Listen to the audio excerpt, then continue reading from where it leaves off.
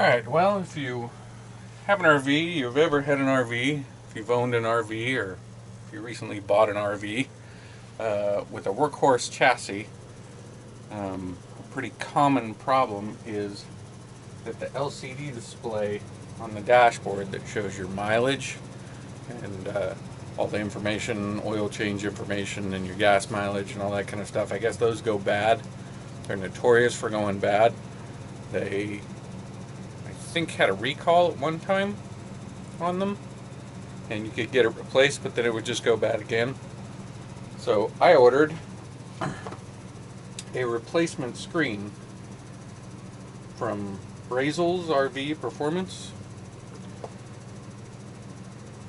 that replaces it with a blue screen. So I'm going to replace our screen, it's terrible, and we'll see how this goes.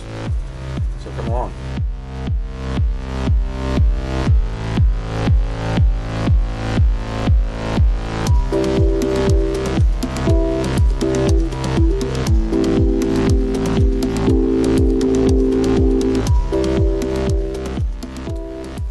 The first thing I need to do to get the gauge cluster out is remove the radio and the screws that hold the dash front cover in place.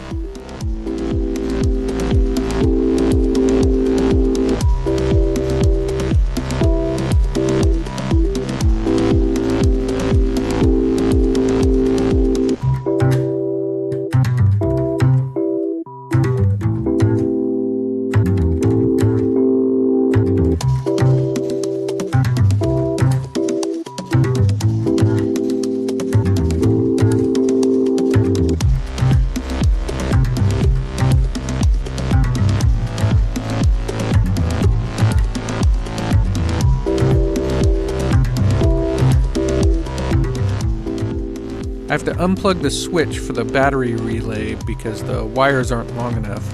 Then the dashboard front cover can move enough to get to the screws that hold the gauge cluster in.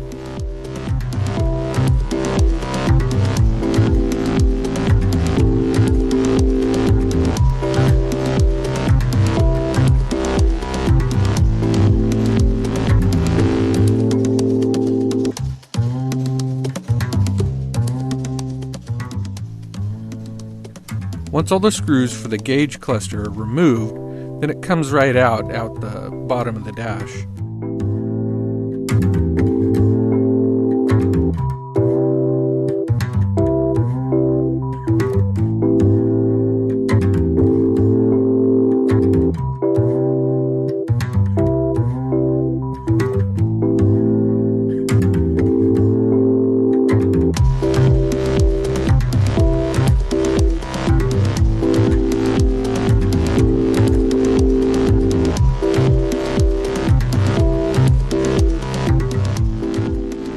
Now we have to disassemble the gauge cluster.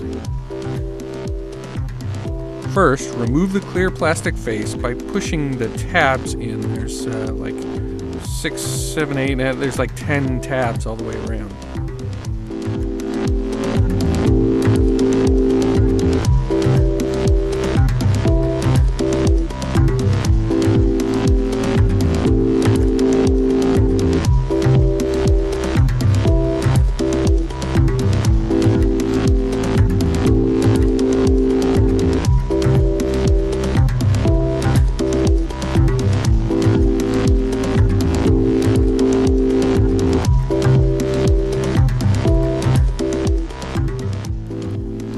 Then this little trim piece just pulls straight up, has some pegs.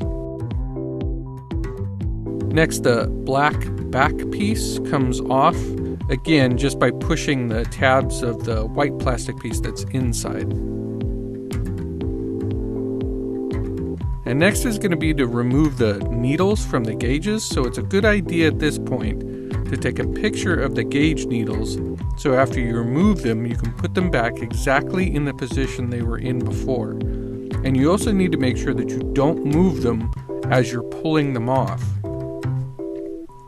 I found that prying the needles gently with a little right hook pick popped them straight off. I've seen some people that say to rotate them as you pull, and that just, it ended up messing up the position of the needles.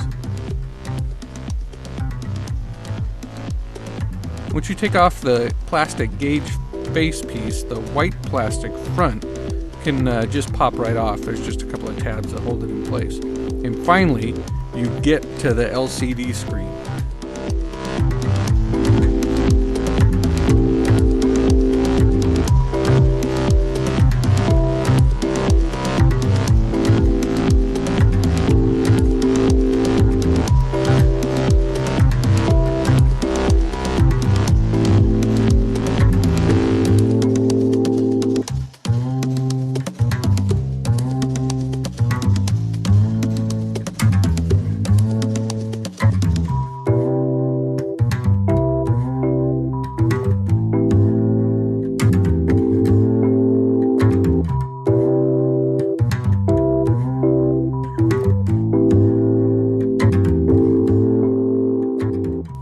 The new LCD screen will plug right into the same slot and the plastic clip that holds the old one in place. You can just slip the ribbon cable right in, it'll fit.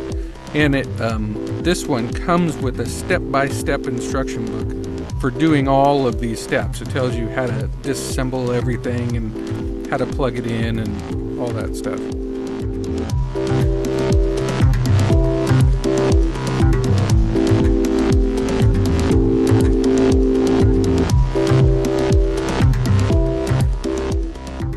Once everything is reassembled, you can run a gauge test that will check the position of your needles to make sure they're in the right position. You definitely want to do this before you put the clear plastic piece back on, because I didn't, and I had to take it all off again to redo the position of the needles. Alright, well that's it. Got the screen replaced, it works great. Got all the gauges adjusted, the needles adjusted. Ran the diagnostic, and they're pretty good. Not perfect, but close enough. I know what they mean. So that's one project done. So now that screen is replaced.